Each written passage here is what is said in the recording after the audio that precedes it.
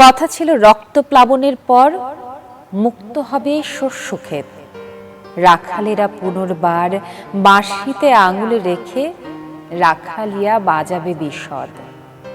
কথা ছিল বৃক্ষের সমাজে কেউ কাঠের বিপণি খুলে বসবে না, চিত্রর তরুণ হরিণেরা সহসাই হয়ে উঠবে না রপ্তানিযোগ্য চামড়ার প্যাকেট। কথা ছিল শিশু হবে পৃথিবীর শ্রেষ্ঠতম সম্পদের নাম। নদীর চুলের রেখা ধরে হেঁটে হেঁটে যাবে এক মগ্ন ভগীরথ। কথা ছিল আঙুর ছোব না কোনো দিন, অথচ দ্রাক্ষার রসে নিমজ্জিত আজ দেখি আরশি মহল।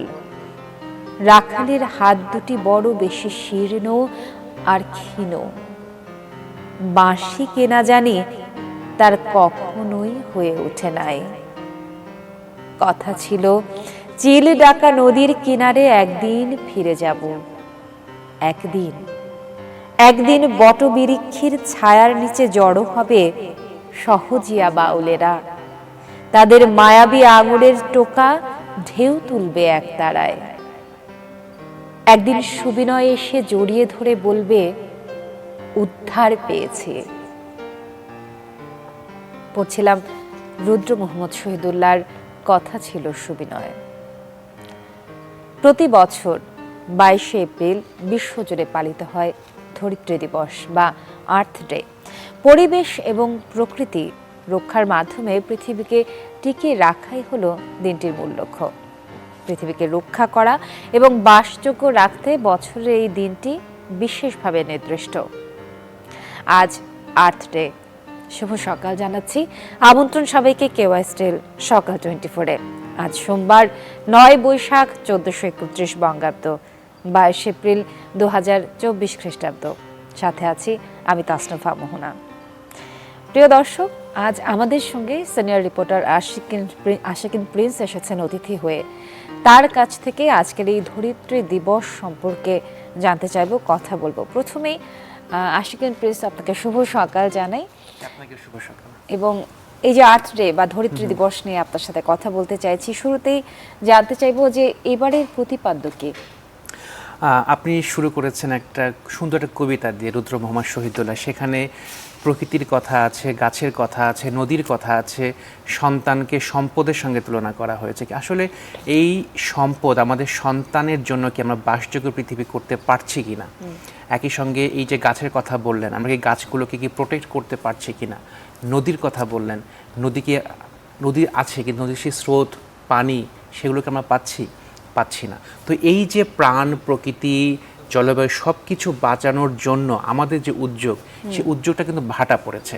তো সেই জায়গা থেকেই এবারে প্রতিপাদ্য হচ্ছে প্লাস্টিক ভার্সেস প্ল্যানেট। অর্থাৎ আমরা যে প্লাস্টিক উৎপাদন করছি, একটা সময় কিন্তু প্লাস্টিক খুবই প্রয়োজন ছিল, সময়ের সাথে সাথে চাহিদাও বেড়ে গেছে, এবং একই সঙ্গে এই যে মিসম্যানেজড ওয়েতে কিন্তু প্লাস্টিকগুলো ব্যবহার করা হচ্ছে। তো এই প্লাস্টিকের সাথে পৃথিবীর বাসযোগ্য পৃথিবী যেটা কন্ট্রাডিকশন, মূলত এই জিনিসটাকে সামনে নিয়ে আসা হয়েছে এবারে ধরিত্রী দিবস। এই যে প্লাস্টিক ভার্সেস প্ল্যানেট এবারের বিষয়ে, এই বছরে ধরিত্রী দিবসের প্রতিপাদ্য।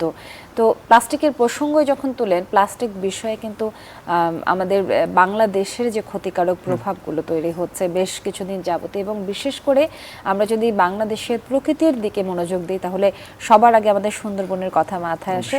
সুন্দরবন এবং প্লাস্টিক এই দুয়ে মিলে কতখানি ক্ষতিকর প্রভাব পড়ছে বাংলাদেশে, সে বিষয়ে একটা প্রতিবেদন আছে আমাদের কাছে, চলুন আমরা দেখে আসি। তাহলে বিশ্বের সবচেয়ে বড় ম্যানগ্রোভ বন সুন্দরবনের ভয়াবহ আকার ধারণ করেছে প্লাস্টিক দূষণ। বিশেষজ্ঞরা বলছেন বনের মাটি এবং পানিতে উদ্বেগজনক হারে মিলছে মাইক্রোপ্লাস্টিক। এতে হুমকিতে বন্যপ্রাণী এবং গাছপালা। কিন্তু দূষণ রোধে কোনো কার্যকর পদক্ষেপ নেই বন বিভাগের। এ যেন প্লাস্টিকের মেলা। সুন্দরবনের যেখানে সেখানে পড়ে আছে পলিথিন, পানির বোতল, প্লাস্টিকের গ্লাস, প্লেট ও খাবারের প্যাকেট। ঘুরতে এসে যা ফেলছেন পর্যটকরা, বাদ যাচ্ছেন না বনজীবীরাও। জোয়ার ভাটায় এসব প্লাস্টিক ছড়িয়ে পড়ছে এদিক সেদিক। খুলনা বিশ্ববিদ্যালয়ের পরিবেশ বিজ্ঞান বিভাগের সাম্প্রতিক গবেষণায় দেখা গেছে সুন্দরবনে প্লাস্টিক দূষণের ভয়াবহ চিত্র। বনের প্রতি কেজি মাটিতে 734টি এবং প্রতি লিটার পানিতে 2.22টি মাইক্রোপ্লাস্টিকের উপস্থিতি মিলেছে। দেখা যায় যে বিভিন্নভাবে আমাদের এই সুন্দরবনে মাইক্রোপ্লাস্টিকের যে ঘনত্ব সেটা বৃদ্ধি পেতেই চলেছে। বিশেষ করে বন্য প্রাণীর খাদ্য শৃঙ্খল নষ্ট করে ফেলে। তারপর যে সমস্ত গাছপালা হয় সেই সমস্ত গাছপালার যে শিকড়, সেই শিকড়ের জায়গায় যে নিউট্রিয়েন্টস যেগুলো যাওয়া দরকার সেগুলোকে বাধাগ্রস্ত করে, ফলে সুন্দরবনের সার্বিকভাবে ক্ষতি হয়। গেল বছরের এপ্রিলে বনের মধ্যে পলিথিন ও প্লাস্টিক পণ্য বহনে নিষেধাজ্ঞা দিলেও তা কার্যকর হচ্ছে না। এটা শুধুমাত্র সুন্দরবনে যাওয়া নিষেধ করলেই হবে না, পুরো উপকূল জুড়ে সিঙ্গেল ইউজ প্লাস্টিক প্রথমে নিষিদ্ধ ঘোষণা করতে হবে এবং পর্যায়ক্রমে সারা দেশেই আসলে এই সিঙ্গেল ইউজ প্লাস্টিক নিষিদ্ধ ঘোষণা করা উচিত বলে মনে করি। বন বিভাগ থেকে গত বছর আমাদের মন্ত্রণালয় কর্তৃক নির্দেশনা রয়েছে যে সুন্দরবনের অভ্যন্তরে সুন্দরবনে প্লাস্টিক ইউজ ব্যবহার করা যাবে না। আমরা কিন্তু সেটা গত বছর থেকে কমপ্লাই করছি। যদিও বন বিভাগ বলছে প্লাস্টিক দূষণ রোধে আরও কঠোর হবেন তারা। আমাদের মন্ত্রণালয়ের মাধ্যমে আমরা নিষিদ্ধ ঘোষণা করেছি যে কেউ এই প্লাস্টিকের যে বোতলের যে পানি সেটা কেউ নিতে পারবে না, সেটা আমাদের কোনো প্লাস্টিকের খাবারও সাথে করে নিতে পারবে না। প্লাস্টিক দূষণে হুমকি বাড়ছে প্রাণী ও গাছপালার, তাই এখনই কার্যকর পদক্ষেপের পাশাপাশি সচেতনতা বাড়ানোর দাবি বিশেষজ্ঞদের। মামুন রেজা, চ্যানেল 24, খুলনা। যেমনটা দেখছিলেন আমাদের বাংলাদেশের ম্যানগ্রোভ বন সুন্দরবন, আর সেখানে প্লাস্টিক দূষণের কি ভয়াবহ আকার, এ নিয়ে বন বিভাগের আশু দৃষ্টি আশা করছি আমরা, এবং খুব শীঘ্রই যাতে বাংলাদেশের এই যে সুন্দরবন, এই যে ম্যানগ্রোভ বন, এটি যেন সেই প্রাকৃতিকভাবে তার যে সৌন্দর্য সেটি নিয়ে ফেরত আসে, সেই দিকে যেন আমরা সকলে দৃষ্টি দেই। চলে যাই আশিকিন প্রেসের কাছে। আমরা যে বিষয়টি নিয়ে কথা বলছিলাম প্লাস্টিক নিয়ে এবং সুন্দরবনের দূষণ, তো আমরা দেখলাম প্রকৃতি এবং মানুষ একে অপরের সঙ্গে ওতপ্রোতভাবে জড়িত। প্রকৃতি যদি ভালো না থাকে মানুষ কিছুতেই ভালো থাকবে না। এই যে জলবায়ু পরিবর্তনের প্রভাব, এই যে তাপ প্রবাহ, এই প্রভাবটা আসলে বাংলাদেশে কতখানি সেটা তো আমরা প্রতিনিয়ত বুঝতেই পারছি, ফিল করতে পারছি। সেই প্রভাবটা সম্পর্কে একটু আপনার কাছ থেকে জানতে চাই। জি, এর আগে আমি একটু বলতে চাই যে প্রতিবেদনটা আমরা দেখলাম, সেখানে কিন্তু দেখলাম সুন্দরবনের বিভিন্ন অংশে প্লাস্টিক স্তূপ করে রাখা হয়েছে। এই প্লাস্টিকগুলো ওই জায়গায় গেল কেমনে? এটা কিন্তু আপনি যে পর্যটক যারা যাচ্ছে তারা কিন্তু সে প্লাস্টিকটা নিয়ে যাচ্ছে। বন বিভাগ তো তার জায়গা থেকে কাজ করছে, কিন্তু আপনি কি সচেতন হচ্ছি? আপনি কিন্তু সচেতন হচ্ছি না। যদি সচেতন থাকতাম তাহলে প্লাস্টিকগুলো আমরা ওই জায়গাতে নিয়ে যেতাম না। যদি প্রয়োজনই হয় তাহলে কিন্তু সেটা আবার আমরা ব্যাক করে নিয়ে আসার সুযোগ ছিল, কিন্তু সেটা আমরা করছি না। তো এই যে রিপোর্টটা খুলনা বিশ্ববিদ্যালয়, সেখানে তাদের যে স্টাডি কিন্তু একটা বলছে যে এই সুন্দরবনের প্রতি কেজি মাটিতে 734টি এবং প্রতি লিটার পানিতে 2.22টি মাইক্রোপ্লাস্টিকের উপস্থিতি রয়েছে। এটা কিন্তু ভয়াবহ একটা চিত্র। এটা সুন্দরবনের স্টাডি হয়েছে, হয়তো বা যদি আমরা অন্য কোনো জায়গায় স্টাডি করে বাংলাদেশের অন্য ভূখণ্ডে, সেখানে হয়তো বা একই রকম চিত্র পাওয়া যাবে। তো প্লাস্টিকের এটা কিন্তু ভয়াবহ চিত্র, সেটি আমাদের মানবকুলের উপরে, প্রাণীকুলের উপরে কিন্তু প্রভাব পড়ছে। এখন আপনি যেটা বললেন জলবায়ু পরিবর্তন, এই যে প্লাস্টিকের কারণ যে বর্জ্যগুলো হয় সেগুলো কিন্তু পোড়ানো হয়।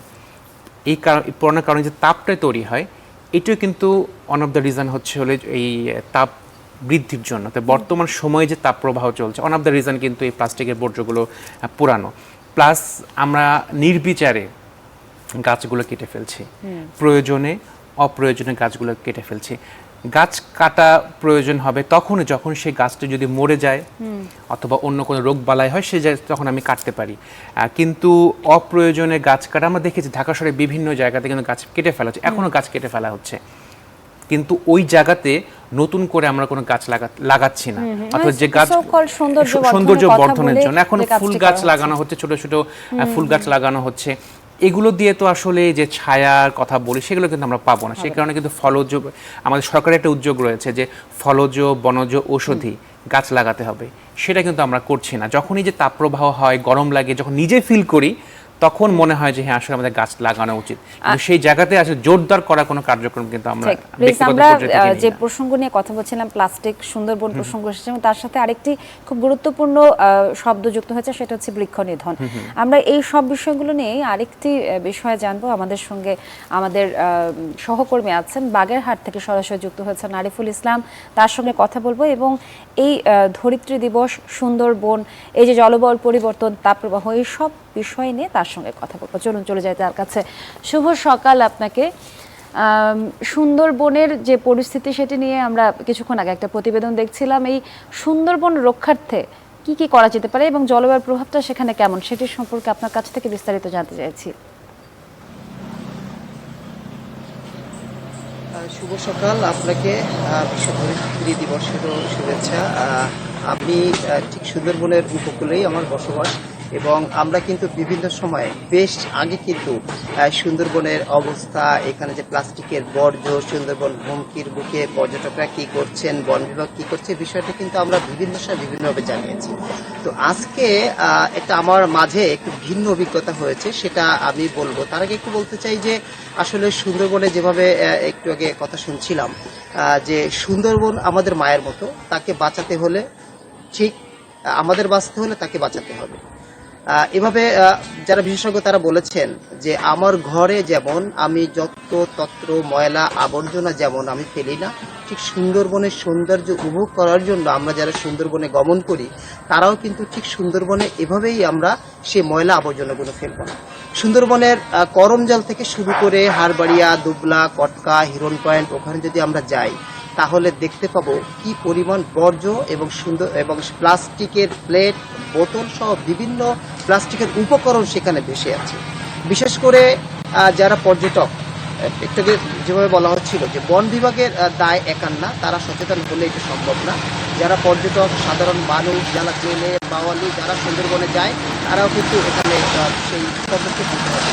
একটা কথা বলেই শেষ করি যে পর্যটকরা যখন যান তারা তো ফেলেনি, পাশাপাশি যারা যে লঞ্চে বা জাহাজে যারা থাকেন তারা সুনির্দিষ্ট ময়লাগুলো সুনির্দিষ্টভাবে একটা ডাস্টবিনে ফেলেন।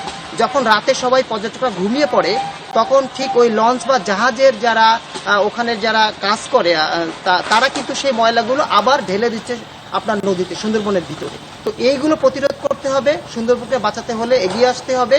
তাহলে কিন্তু আমাদের যে সুন্দরবনের মা, আমাদের মা বলা হয় সুন্দরবনকে, তাহলে উপকূলের মানুষ বাঁচতে পারবে।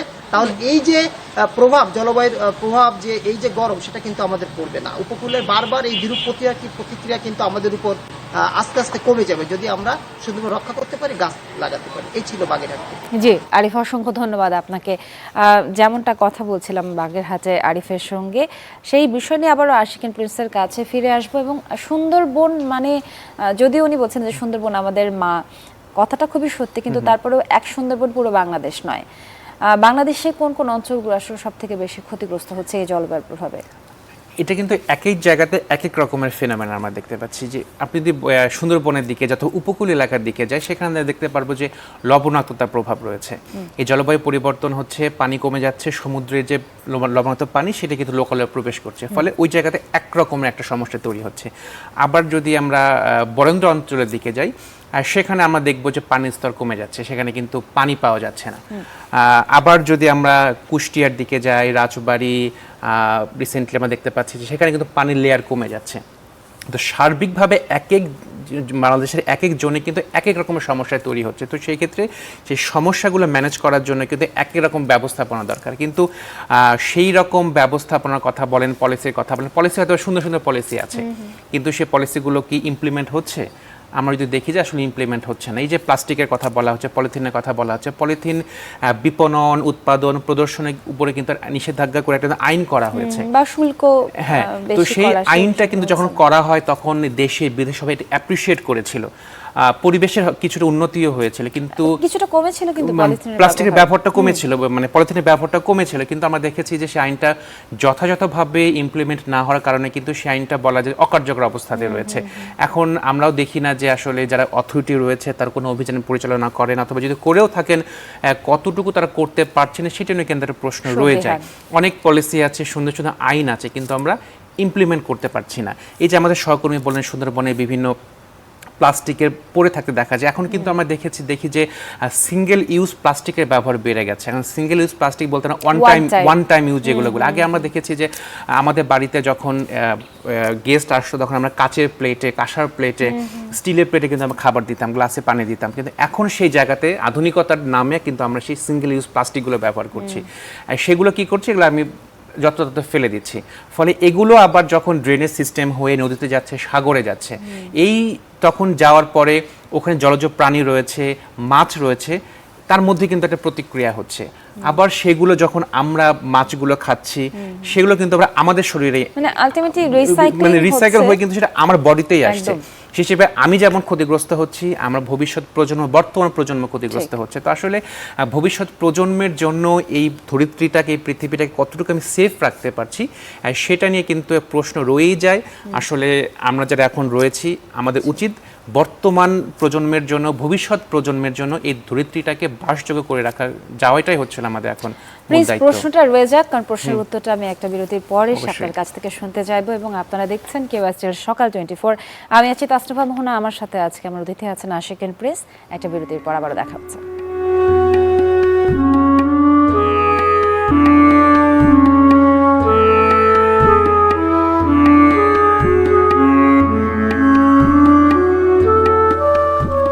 একটুখানি সবুজের জন্য কত হাহাকার, একটুখানি সবুজের জন্য কতখানি আকুতি। চারদিকে যতই তাকায় নগরায়নের এই যুগে যেন সবুজ চাইলেও চোখে পড়ে না। আর এত বড় বড় অট্টালিকা, এত সিমেন্টের দালান জঙ্গল পেরিয়ে যখন একটুখানি সবুজ চোখে পড়ে, তখন যেন চোখের সাথে সাথে মনটাও ভিজে যায় এক ঝলক বৃষ্টিতে। প্রিয় দর্শক, কেওয়াইসির সকাল 24 আবারও আমন্ত্রণ জানাচ্ছি। আমি তাসনিফা মোহনা। সুনামগঞ্জে বৃষ্টিতে মিলেছে স্বস্তি, তবে ঝড়ের ভয়ে আছেন কৃষকরা। আরও খবর জানাতে আমাদের সঙ্গে সুনামগঞ্জ থেকে সরাসরি যোগ দিচ্ছেন এবারে সহকর্মী আর জুয়েল। জুয়েল, শুভ সকাল জানাই। একটি বিস্তীর্ণ ধানের ক্ষেতের সামনে আপনি দাঁড়িয়ে আছেন এবং আশেপাশের ছোট ছোট গাছ থেকে যে সুন্দর হাওয়া বইছে সেটি দেখে এখান থেকে চোখের ভীষণ প্রশান্তি লাগছে। এই যে গতকাল বৃষ্টি হলো সুনামগঞ্জে, এতটা রৌদ্র খরার পর, তাপদাহের পর সেই বৃষ্টি, কাঙ্ক্ষিত বৃষ্টি, এবং এর প্রভাবে সুনামগঞ্জের সেখানকার তাপমাত্রা, আবহাওয়া, জলবায়ুতে কী ধরনের প্রভাব পড়েছে এই সম্পর্কে বিস্তারিত জানবো। হ্যাঁ তাসনুবা, আপনি ঠিকই বলেছেন। সুনামগঞ্জে কিন্তু তাপদাহের পরে গতকালকে কিন্তু বৃষ্টিপাত হয়েছে এবং ঝড়ও হয়েছে। তো আসলে তাপদাহের পরে অনেকটা স্বস্তি বৃষ্টি সুনামগঞ্জবাসীর জন্য, কিন্তু কিছুটা সাথে শঙ্কাও আছে, যেহেতু এখন পুরো হাওরে বুড়ো মৌসুম, ধান কাটার মৌসুম, এবং এই বৃষ্টিটা আসলে কৃষকের জন্য একটা ভয়ের কারণ হয়ে দাঁড়ায়। কারণ প্রতি বছরই এই মৌসুমটাতে কিন্তু বৃষ্টিপাত হলেই কিন্তু হাওরের ফসল হানি হয়, যার ফলে কৃষকরা কিছুটা ভয় কাজ করে। আপনি আজকেও দেখেন আবহাওয়া কিন্তু অনেকটা বৃষ্টির একটা ভাব আছে সকাল থেকে, কিন্তু আমি পুরো হাওর জুড়ে দেখতে পাচ্ছি সে কৃষকরা ধান কাটছেন এবং তারা বলছেন যে আসলে এই হাওরের যে এখনো কিন্তু পুরো হাওরের ধান কিন্তু পাকেনি, যার কারণে কিন্তু কৃষকরা সেই ধান কাটতে পারছেন না। এবং পানি উন্নয়ন কর্মকর্তা জানিয়েছেন যে হাওরে আগামী কয়েকদিন, এবং আপনি জানেন যে সুনামগঞ্জ একটি মেঘালয়ের নিকটবর্তী এলাকা, যার ফলে কিন্তু এই চেরাপুঞ্জিতে প্রতি বছর বৃষ্টি হয় এবং গত সপ্তাহে কিন্তু চেরাপুঞ্জি বৃষ্টিপাত হয়েছে। আজকেও চেরাপুঞ্জিতে বৃষ্টিপাত আছে এবং এই বৃষ্টিপাতের কারণে আবহাওয়ার যে পূর্বাভাস তারা জানিয়েছেন আগামী 7 থেকে 10 দিন সেই হাওরের চেরাপুঞ্জি বৃষ্টিপাতের কারণে কিন্তু একটা পাহাড়ি ঢলের আশঙ্কা আছে, যার ফলে অনেক ফসল কিন্তু ডুবতে পারে। সেই আশঙ্কা থেকে কৃষকরা কিন্তু এই এত সুন্দর আবহাওয়া এবং এত বাতাস কিন্তু কৃষকরা ভয়ের কারণ। যতই আসলে স্বস্তি হোক, কিন্তু কৃষকরা একটা ভয় কাজ করে এই আবহাওয়া, যাতে তাদের ফসল হানি না হয়, সেই জন্য কৃষকরা একটা শঙ্কায় থাকেন। বাস্তবা জুয়েল, অসংখ্য ধন্যবাদ আপনাকে সাথে যুক্ত হবার জন্য। সুনামগঞ্জের জুয়েলের সঙ্গে কথা বলছিলাম, আর এবারে চলে যাব আবার আমার অতিথির কাছে। প্রিন্স আছেন আমাদের সঙ্গে। প্রিন্স, যেই কথাটা শুনছিলাম, বলছিলেন যে সুনামগঞ্জে গতকালকে বৃষ্টি হয়েছে, কিন্তু একদিকে স্বস্তি হলেও অন্যদিকে কিন্তু একটা আশঙ্কা রয়েছে। এই যে প্রাকৃতিক দুর্যোগ, এটার উপর আমাদের মানুষের কারোই হাত নেই। এটা প্রতি বছর যে কোনো সময় যে কোনো মুহূর্তে আশঙ্কা হতেই পারে, কিন্তু এই যে জলবায়ু পরিবর্তনের প্রভাবের কারণে ক্ষতিকর দিকগুলো সম্পর্কে আমরা ওয়াকিবহাল হচ্ছে প্রত্যেক বছর, এটা তো দিনকে দিন বাড়ছেই। এটার কারণ, এটার পরিত্রাণের উপায় কি হতে পারে? আসলে প্রকৃতির উপরে কিন্তু আমাদের কোনো হাত নেই। ঝড় বৃষ্টি বন্যা হবে, কিন্তু আসলে এই ঝড় বৃষ্টি বন্যার মানে মাত্রাটা অথবা ফ্রিকোয়েন্সিটা আমরা কমাতে পারি কিনা। তো সেই ক্ষেত্রে যদি আমরা কিছু পদক্ষেপ গ্রহণ করি, তো সেই ক্ষেত্রে অবশ্যই হয়তোবা ফ্রিকোয়েন্সি কিছুটা কমানো যেতে পারে। আমরা দেখেছি যে আসলে গত বছর অথবা তার বছরে, আগের বছরে ঝড় বৃষ্টি কিন্তু মাত্রা বেড়ে গেছে, এই ঝড় বৃষ্টির মাত্রা বেড়ে গেছে কেন, ঘূর্ণিঝড়ের মাত্রা বেড়ে গেছে কেন? নিশ্চয়ই এখানে প্রকৃতির একটা লীলা খেলা আছে, আর একটা প্লাস আমাদেরও তো কিছু দায়বদ্ধতা আছে। আমরা যে প্রকৃতি কতটুকু সংরক্ষণ করতে পারছি, আমরা নির্বিচারে গাছ কেটে ফেলছি, অথবা পানির যে স্তরগুলো সেই স্তরগুলো কিন্তু নেমে যাচ্ছে। আমি যদি উপকূল এলাকার দিকে, যে উপকূল এলাকার দিকে যে খালগুলো রয়েছে, যে নদীগুলো রয়েছে, সেগুলো কিন্তু প্রকৃতিগত কারণেই হোক অথবা মানুষের কারণেই হোক, সে পানি শূন্য হয়ে যাচ্ছে নদীগুলো। ফলে ওই সব এলাকাতে সমুদ্রের পানিগুলো, সেই সমুদ্রের পানিগুলো লোকালয়ে প্রবেশ করছে, ফলে লবণাক্ততা বৃদ্ধি পাচ্ছে। তো আমাদের জায়গা থেকে আমরা যদি কিছু করতে চাই, হয়তো বা প্রকৃতির জন্য, এই ধরিত্রীর জন্য আমরা ভালো কিছু করতে পারবো, কিন্তু সেই জায়গাতে অবশ্যই আমাদের ব্যক্তিগত পর্যায় থেকে, রাষ্ট্রীয় পর্যায় থেকে সচেতন অবশ্যই হতে হবে যে আমাদের যে মেকানিজমগুলো রয়েছে, ইন্টারন্যাশনাল ন্যাশনাল যে লগুলো রয়েছে, রুলস রেগুলেশনস যেগুলো রয়েছে, সেগুলো যদি প্রপারলি যদি ইমপ্লিমেন্ট করতে পারি, তাহলে অবশ্যই আমরা যে প্রকৃতির যে বিরূপ প্রভাব, সেই প্রভাব থেকে আমরা দেশের মানুষ, বিশ্বের মানুষকে হয়তো আমরা সেভ করতে পারবো। একটি বিষয় যে প্লাস্টিকের যে কথা বলা হচ্ছে, এই যে প্লাস্টিকের উৎপাদন অব্যবস্থাপনা, এটা কিন্তু অব্যবস্থাপনার কারণেই হচ্ছে। তো এই অব্যবস্থাপনা রোধের যদি আমরা করতে চাই, তাহলে ইউএনইপি থেকে একটা প্রেডিকশন করা হয়েছে যে উৎপাদন অব্যবস্থাপনা রোধের জন্য কিন্তু হিউজ পরিমাণে একটা অর্থায়ন দরকার। সেটা আসলে যেটা বলা হয় যে বলে না যে নিজের পায়ে নিজে কুড়াল মারা, তো আমরা বোধহয় সেই কাজটাই করছি। নিজেদের সচেতনতা ছাড়া আসলে এখান থেকে পরিত্রাণের কোনো বিকল্প নেই। আরেকটি প্রশ্ন আপনার কাছে আমি করতে চাই, যেটি হচ্ছে গত বছর COP28 আপনি গিয়েছিলেন, আপনি এই বিষয় নিয়ে কিন্তু কাজ করেছেন। এই যে বিশ্ব ফোরামে বাংলাদেশ তার সমস্যা তুলে ধরছে, বাংলাদেশের মতো উন্নয়নশীল দেশগুলোই কিন্তু প্রতি বছর সব থেকে বেশি ক্ষতিগ্রস্ত হচ্ছে। তো এই অবস্থায় আসলে এই যে বাংলাদেশ তাদের সমস্যার কথা তুলে ধরলো গত বছর, এক বছরে তার রেজাল্ট কি, বাংলাদেশ কতখানি ক্ষতিপূরণ পাচ্ছে? বিশ্বে যদি আমি যে ক্লাইমেট ভালনারেবল কান্ট্রি ইন্ডেক্স আছে, সেই ইন্ডেক্সটা কিন্তু বাংলাদেশের অবস্থান 7ম। এই যে ক্লাইমেট চেঞ্জ হচ্ছে, জলবায়ু বিরূপ প্রভাব পড়ছে, এর জন্য শুধুমাত্র বাংলাদেশে একা দায়ী না। বাংলাদেশ হয়তো বা খুবই মিনিমাল রেসপন্সিবল রয়েছে, কিন্তু বিশ্বের যে উন্নত দেশ রয়েছে তাদের কারণেই মূলত বাংলাদেশের মতো উন্নয়নশীল দেশ অথবা নিম্ন আয়ের দেশগুলো ক্ষতিগ্রস্ত হচ্ছে। তো প্রতিবারের বিভিন্ন ফোরামে আছে বাংলাদেশের অবস্থানে তুলে ধরছে যে ক্ষতিগ্রস্ত হচ্ছে, জনগণ ক্ষতিগ্রস্ত হচ্ছে, যে সমস্যাগুলো হচ্ছে তুলে ধরছে বাংলাদেশ। তো COP28 যেটা ছিল যে লস অ্যান্ড ড্যামেজ একটা ফান্ড মেকানিজম তৈরি করার কথা ছিল, তো সেই ক্ষেত্রে একটা মেকানিজম তৈরি করা হয়েছে। ওই জায়গা থেকে এখনো ফান্ড বাংলাদেশ সহ অন্যান্য ক্ষতিগ্রস্ত দেশগুলো এখনো পায় না। হয়তো বা সামনে যেটা COP29 আছে সেখানে তবে কিছু একটা ব্যবস্থা হলেও হতে পারে। অসংখ্য ধন্যবাদ আপনাকে আজকে এত চমৎকার একটি বিষয় নিয়ে সচেতনমূলক কথাগুলো বলবার জন্য, সেই সঙ্গে তথ্যগুলো আমাদের সাথে শেয়ার করবার জন্য। আশা করছি আমরা আমাদের ব্যক্তিগত জায়গা থেকে অবশ্যই উদ্যোগী হব এবং এই বিষয়গুলো সম্পর্কে সচেতন হয়ে নিজেরাই চেষ্টা করব নিজেদেরকে কি করে ভালো রাখা যায়। আপনারা দেখছিলেন QS সকাল 24। আশাকিন প্রিন্স ছিলেন আমাদের সঙ্গে পুরো সময় জুড়ে এবং ধরিত্রী দিবস নিয়ে কথা হচ্ছিল আজকের প্রতিপাদ্য বিষয় প্ল্যানেট ভার্সেস কি ছিল, প্লাস্টিক ভার্সেস প্ল্যানেট। তো আপনারা নিশ্চয়ই বুঝতে পারছেন যে নিজেদের অবস্থা থেকে, নিজেদের জায়গা থেকে কতখানি উদ্যোগী হওয়া প্রয়োজন। নিশ্চয়ই আমরা আমাদের চিরচেনা পৃথিবীটাকে ফিরে পাবো সেই প্রত্যাশা নিয়ে শেষ করছি আজকের মতো QS সকাল 24। শুভ সকাল আরও একবার।